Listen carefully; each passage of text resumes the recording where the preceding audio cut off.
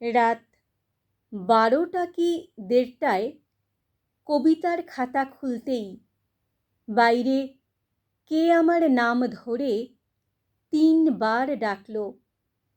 গলা চিনতে ভুল হবার কথা নয়, তবু একবার কেঁপে উঠি।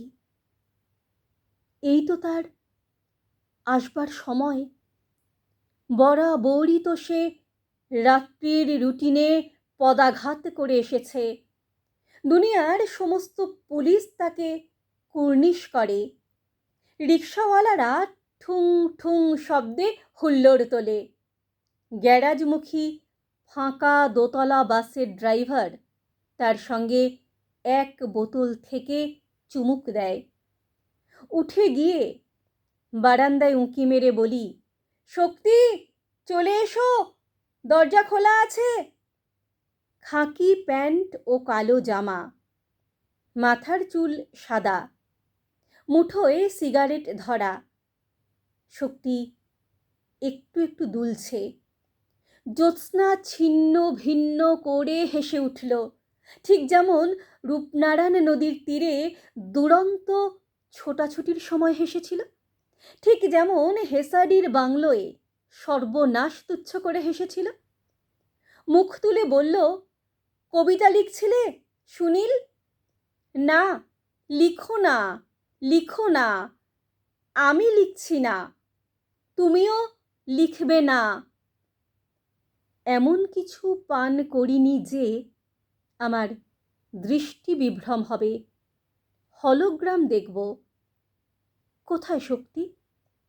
মাঝরাতের রাস্তা শুনশান।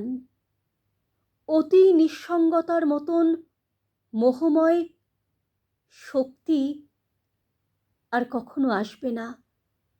যখন তখন এসে রাম চাইবে না, তা কি আমি জানি না?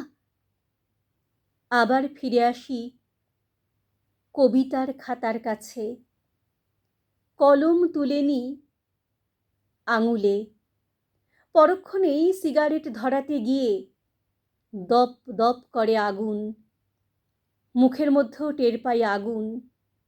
সমস্ত শব্দের মাত্রা ও ছন্দ হারিয়ে যায়। সাদা পৃষ্ঠা জলজল করে। শক্তি নেই। কবেকার সেই দুজনে মিলে লেখা লেখার খেলা হঠাৎ শেষ হয়ে গেল। আমি চুপ করে বসে থাকি। রাত্রি ঝরে পড়ে, যেন উড়ছে আমাদের লেখাগুলির ছিন্ন পাতা। আমি চুপ করে বসে থাকি। সাদা দেওয়াল কানে তালা লাগিয়ে দিচ্ছে স্তব্ধতার বাজনা।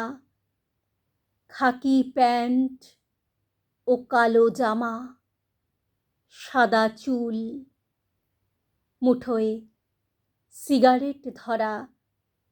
শক্তি একটু একটু দুলছে।